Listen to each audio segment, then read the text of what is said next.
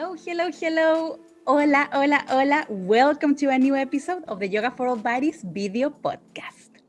As you can see on your screen today, I have an amazing and incredible guest for you. Megan Peterson is a queer and non-binary certified yoga therapist, birth worker, pelvic floor yoga teacher, and somatic experiencing practitioner in training. In 2011, Megan began practicing as a yoga teacher and doula, and since expanded and focused their offerings to support the prenatal and postpartum community. Within this work, they are passionate about creating more space for queer and gender non-conforming people in the birth and yoga world. Hello, Megan. Hi, thank you so much. How are you? I'm good. Yeah, how are you? Good, and so excited. I love your work. I found you on Instagram and I was like, yes. So I would like to know, how did yoga came to your life? Well, I love your work too. So just the feeling's mutual, and your enthusiasm is just amazing. So I appreciate that about you. How did I find yoga? It was in my 20s, and a friend had been inviting me to try Bikram yoga. And I was like, no, thank you. That sounds like, to be honest, I was like, that sounds really boring, because I have always been an athlete and I didn't really know what yoga was, but it sounded to me like I would be bored for whatever reason. And I was going through a tough time, and my friend was like, I just really feel like it could be a helpful resource. So I finally did it, and then I loved it because to me it felt very competitive. And so I was like, I can do this. And so I got into it because it felt like this really big challenge with the heat and the intensity. And then very quickly, I just started learning so much more about my whole self, and it just kind of unfolded. And then that led me to other types of yoga that were more active. That's my initial background, is in power vinyasa and things like that. And I quickly learned, one, that it wasn't feeling good in my body, and two, it didn't feel like it was very accessible to a lot of people. And then the culture of some of those spaces for me didn't feel, I guess the word that's coming to mind is holistic, or just supportive. So then I started studying yoga therapy. So I kind of went from the extreme push yourself type yoga to the opposite end, which I really like, because it's just interesting to have an understanding of the spectrum of how yoga exists in the world. And also some of it's a little bit problematic. So there's that part too. But I studied yoga therapy, and then at the same time also started doing birth work and started focusing on prenatal and postpartum. So it all kind of just unfolded in this really cool way. And the yoga and the birth stuff just weave together so well. And so I just kept following that path. And it's led me to where I am now, which is having done this work for 10 years, which is really cool. But yeah, that's initially how I got into it, which is, I think it's funny now, because my favorite type of yoga is restorative yoga and just laying on the ground. And I don't know if you could pay me to do a Bikram class for a bunch of different reasons, but anyway. Thank you for sharing that. Yeah. And yes, it's a journey at the end of the day. Yes. For example, I started practicing yoga nidra when I was a teenager. Then I lost it, and I came back last year. Yeah. That's so cool. I love that you were exposed to it so young, though. That's amazing. I had a teacher that was super yogi. So we had a class that was called orientación. in Spanish, Mm-hmm. and they gave us some tools. So one day she told us, lay on the floor, and she started guiding something, and I was like, what is this? I realized I was sleeping better. I wasn't so anxious before test. And I went to my school library and they had some CDs of Yoga Nidra. Oh my gosh. So I read them and I started practicing. But then I went to college and life happened and yes. So yes, mysterious ways. Life has mysterious ways. Totally. Totally. Oh, I love that. Yoga Nidra is so powerful. Yes. Yeah. And how did you decide that your niche was working prenatal, postpartum? How? What happened in your life? Yeah. My friend got pregnant and was actually living abroad and came back and asked me to be at her birth. And I was kind of caught off guard because I knew nothing about birth and didn't know why she wanted me to be there. But she was like, you're going to be my doula. And I was like, whatever you need, I'll do it. And so I read a little bit, and I don't think I was the best birth support person because I didn't know what I was doing, but I was there and I was her friend and I got to witness her daughter being born. And then I was just like changed. Like it was just remarkable. I had no idea what I was walking into. And so from that point on, I just was so curious to learn more about birth and started diving into more trainings, got certified did training as a doula, and then continued to study prenatal and postpartum to better support the people I was working with. And I haven't had kids myself. I would like to if that happens, but yeah, it just happened, which is kind of a funny thing. And I'm really grateful for that experience because otherwise, I don't know, life is so funny in that way. It's not like I didn't even know what a doula was. And then it just opened this whole world. And the yoga element of supporting people who are growing babies and supporting them recover, it's just such a tender, powerful time. And I just love doing it. So. Amazing. And for someone that is watching this video and maybe they have no idea what is a doula, what can you tell us? Yeah, so doula is like an emotional, educational support person, so non-medical support person that is walks alongside someone in their journey of growing their baby or even conceiving a baby, and then at their birth, and then also postpartum. So it's kind of like this professional friend who knows a lot about birth and transformation. Yeah. Yes, and I also don't have kids, but I imagine that you are there. You are birthing your baby, and maybe you have to fight the medical aspect or even the family. So you need someone to speak up for yourself.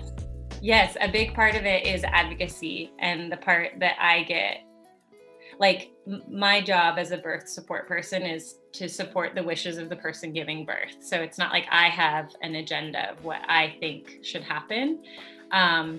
But my hope is always that people feel like they were held and supported so that they could lead the way in their own birth and that they weren't kind of pushed down a path that they weren't ready for. And so you're right in that advocacy is a part of it. And also just setting people up to be able to advocate for themselves as much as they can. And yeah, it's a super cool job. It's weird to call it a job, but yeah. The best job in the world. Yeah, it's really cool. Yeah. And how does the work that you do look like? For example, you are with the family since the beginning, since before, and how do you combine yoga? Tell us everything. Yeah. So sometimes I'll support people with preparing to get pregnant, or I've supported people with loss as well. So if someone is having a miscarriage or an abortion, and or all the way to carrying the baby and having the baby, and then also postpartum. So it's like there's a lot of different facets along this spectrum of reproduction.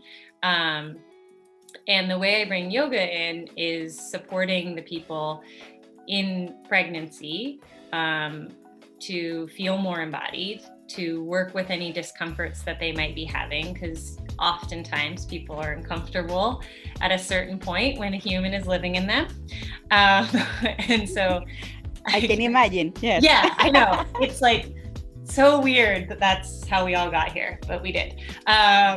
Yeah, so I'll support people with any like discomforts they're having, support them to have mindfulness tools to work with pregnancy, work with the impending transition of becoming a parent. So that's something that I like really love holding space for, is this space of transition. And I feel like the yoga practice helps to give people a place to explore that in the like felt sense of their body physically, but also mentally, emotionally, and spiritually. It's like such a big transformation. And so self-compassion practices are a huge component of what I do with the folks I work with. And then supporting people postpartum, oftentimes that does look like supporting someone's physical body, because a lot of people will have like pelvic floor issues or core issues in the process of their body healing from giving birth. So I do practices that are going to support their pelvic floor and their core to start functioning again in the way that they need to, so that they can do the things they need to do as a parent and as a human. And yeah. Sounds great and so needed. Yes. Yeah. Yeah. And I know your work is focused on queer, non-conforming people. Why did you decide that was your mission, and why is it important? Yeah. So I work with all people, and I also love trying to create more space for queer and non-binary and trans and gender non-conforming people, because the birth world is very binary and it's very heteronormative, as is a lot of yoga culture. Like yoga culture, I think I've had many experiences as a queer non-binary person where people are leading meditations that are like very focused on the divine feminine and the divine masculine, and in a way that it just, in my opinion, isn't necessary. And it's not that those things are bad. That's not it either. It's just like there can be this hyper focus on binary thinking that leaves out a lot of people and makes people feel like there's something wrong with them, or that they're not the same as other people. So I've had those experiences that have been very harmful and just disappointing. And so it's been a journey for me in my own understanding of myself to be able to recognize and speak up in those spaces, and then to try to start to create spaces where people hopefully don't have to experience things like that, where they can show up as themselves and be who they are and not have to be worried about some meditation that's taking them on this weird journey. Yeah, so partially it's through my own experiences of being hurt or being excluded, and also because I love queer people and I love supporting the larger queer community, and we need spaces to gather and be with each other, and to just celebrate. So it's not just about like avoiding harm, but it's also about celebrating who we are and being in space where we can do that. Hopefully, that's my hope. Exactly. Yes, and totally agree. Yes. And especially a lot of the prenatal classes can be super harmful in the way they present themselves, in the marketing, in the language used. Yeah. What can you say about that? Yes, I'm like getting chills, because I just thank you for just having space to talk about this, because it's so important. And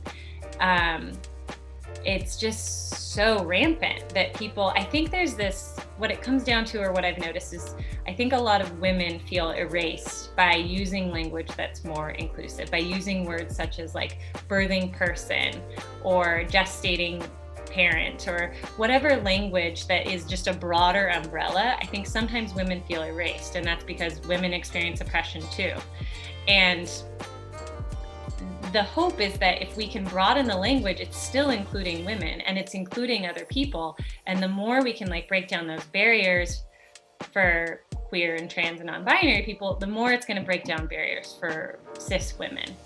And I think that's the part that like hurts my heart, is I hear these podcasts or there's like really strong messages right now that are very transphobic in the birth world and in the yoga world. Like there's podcasts coming out all the time by yoga teachers talking about like biological essential, like just like shit that's not true, that's not based in science, to promote these messages of hatred. And what I do think it is it's just like fear and the own like harm that these people have experienced, and trying to find their own space. And unfortunately, they're doing it in ways that alienate other people.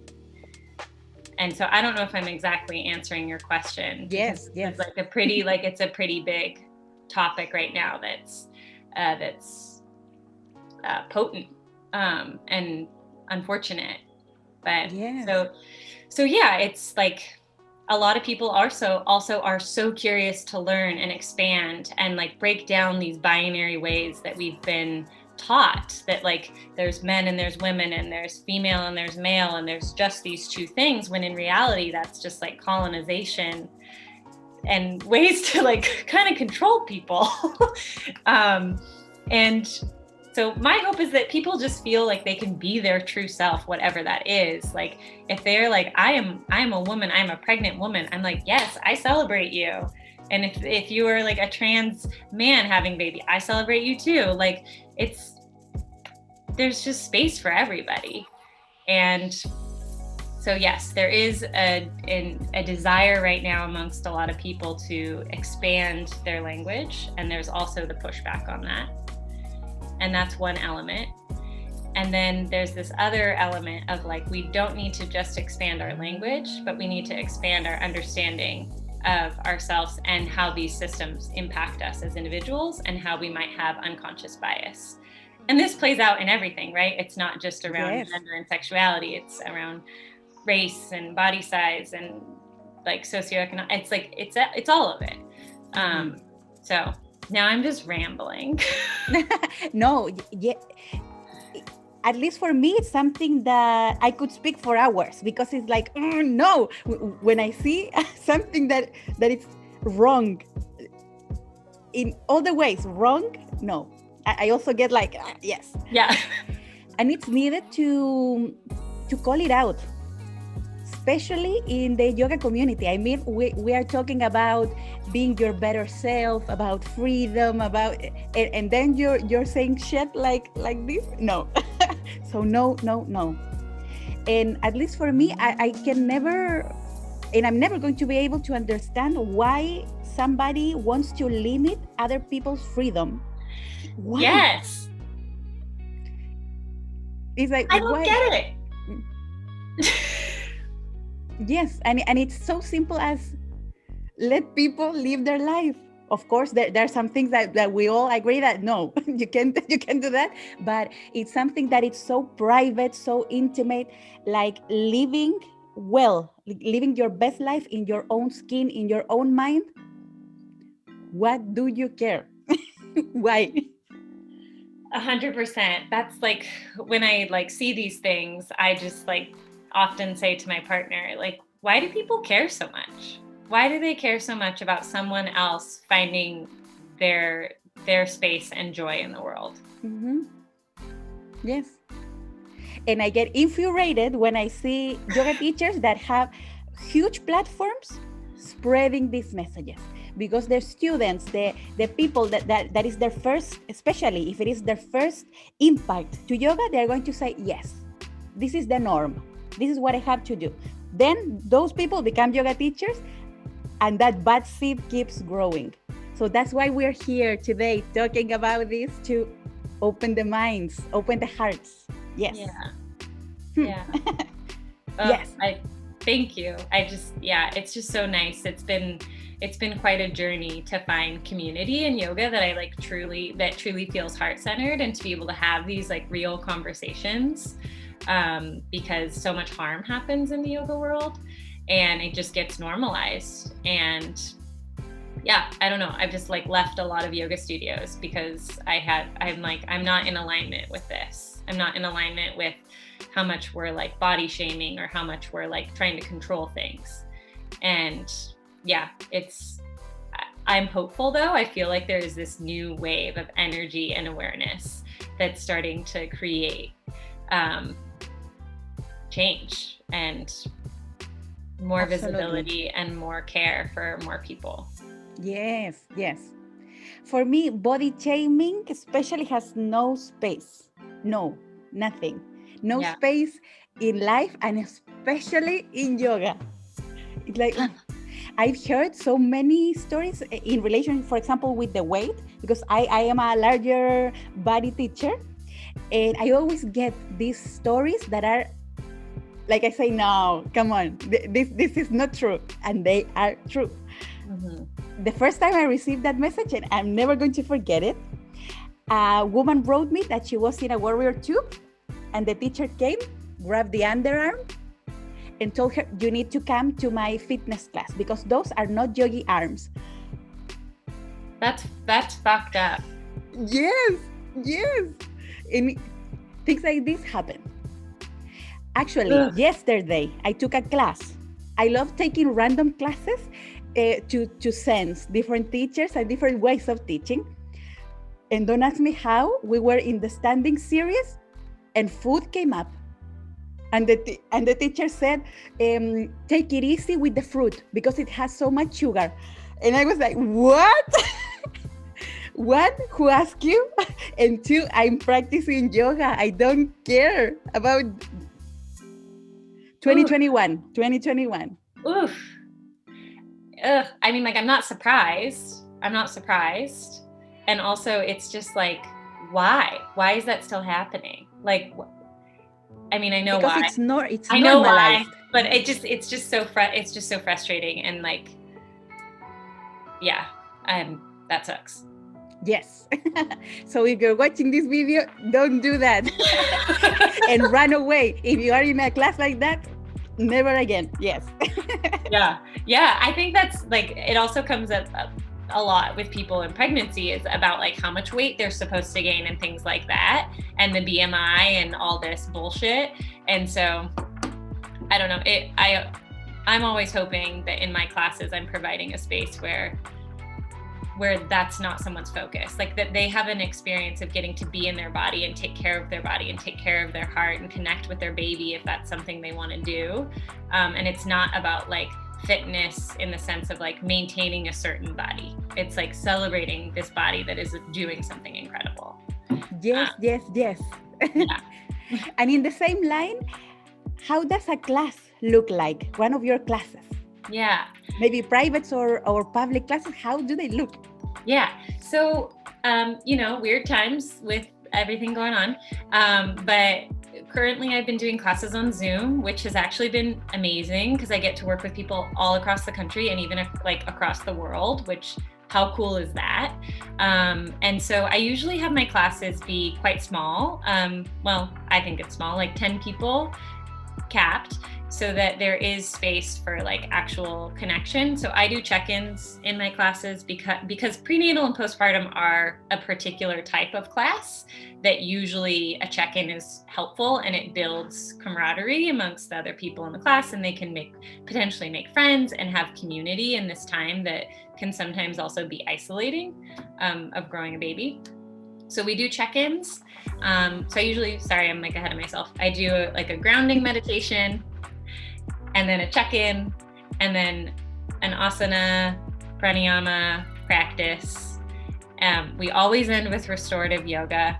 I just like can't like offer enough like spaces for that like deep rest. I feel like it's so needed and important. So I always end with restorative yoga, and then we usually do a checkout. And so that's how my group classes go. And then for working one-on-one, I have like a pretty long intake form that I'm always like, answer what you want. You don't have to answer all of this, but at least put your name and sign it. And then we just chat, like, what are you here for today? What's gonna be really supportive for where you're at right now? And then the practice is, it's more of a conversation and a dialogue. So we'll do some sort of like grounding arrival meditation, embodiment practice, and then we'll get into whatever it is that their objectives are for seeking out this type of support. And then afterwards, I always like send a little summary of like, here's what we did. If you want to try it again, give it a go. No pressure. If you don't like something, don't do it. So my hope is that people feel space and freedom to just explore who they are. And it's not that I'm like coming in being like, this is what you need to know, this is how you need to do it. Instead, it's like, I have this knowledge, I'll share it with you, and you see how it lands for you, and you make sense of it and make it work for you and your body and your life. So love it. Yes. Amazing. And you also are a teacher in teacher trainings. Mm-hmm. Yes. Yeah. What can people expect if they join one of your trainings? Yeah, so me and two other teachers here, I'm in Portland, Oregon, started a prenatal postpartum yoga and movement teacher training. It's called Next Wave Birth. And our motivation in starting it was to create a space where we could talk about the bigger picture of supporting people in this time of growing and birthing babies. Because it isn't just yoga, it's so much bigger than that when you're working in these realms. And so, and we also were trying to create a space where there was more gender expansive language, because it's really hard to find a teacher training around birth that isn't super gendered and all about women. And essentially, I kept going to trainings and getting like really pissed off. And I was at a training in New Mexico, and I just was like, this is bullshit. And I said to my partner, like, I'm going to create my own training. Like, if no one else is going to do it, like, someone needs to do it because it's needed. And so we're going to do it, which I've since learned other people are doing these things. But at the time, I didn't know that. But then my teacher, Shauna, who I had learned prenatal and postpartum from, emailed me that week and was like, I want to expand my teacher training and work with you and Margot. And I was like, well, that's really serendipitous. And so we just started meeting and planning. And so anyway, then the pandemic hit and it kind of threw everything off. So we've just been doing workshops for the time being to like kind of feel it out. And we're going to have a new plan for how we'll run the teacher training. That'll be like a hybrid model of like a little bit in person and online.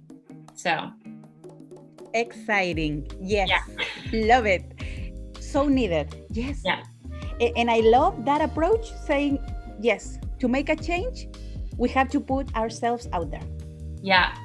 It's scary, but yes. Yeah. Yes. Super scary. But yeah. But when you have the goal that comes from the heart, that to really make the difference, that translates online, translates in real life every single time. And in the same line, if you're doing it for other reasons, it also tells. Mm-hmm. Yes. Mm-hmm. In Yoga for All Bodies, it's all about creating variations and using props. So I would like to know, what is your favorite yoga prop and why?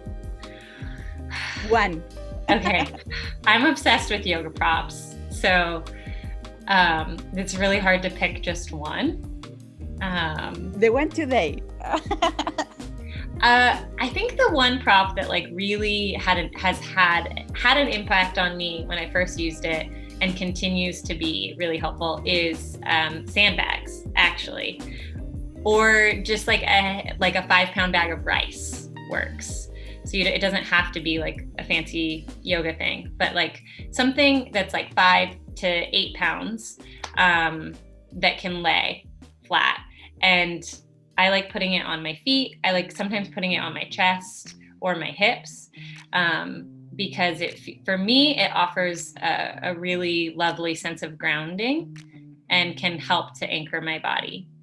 So like in terms of like Ayurveda, I'm more Vata. I can be more like air, space, energy up here, which is really fun and also can tend towards anxiety if it's out of balance. So the sandbag for me is a tool that I use as a way to come back to the ground and to come back to my body.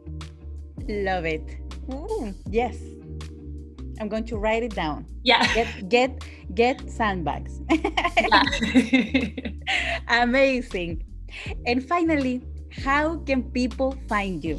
Give all the information, promote yourself, go. Okay. Okay, so I'm on Instagram as Tender Evolution. That's my business name. My website is thetenderevolution.com. And then Next Wave Birth is the other organization that I'm a part of, the teacher training, the prenatal postpartum. So those are the best ways to get a hold of me. And Next Wave Birth is on Instagram as well. So amazing. So now you know it. You have all the information. Trust me, go and follow the Instagram. You won't regret it. Do it now. Yes. Thank you so much, Megan, for sharing your passion, for speaking about this that the yoga community absolutely needs. Thank you for your work. Yeah, thank you. Thank you so much. This conversation was just like, felt so good. So thank you. Thank you. Yeah. And if you're watching this video, like it, share it, subscribe, because this is a message everybody needs to know. Yoga really is for all bodies. Thank you one more time. See you at your homes in a new episode of the Yoga for All Bodies video podcast. Bye.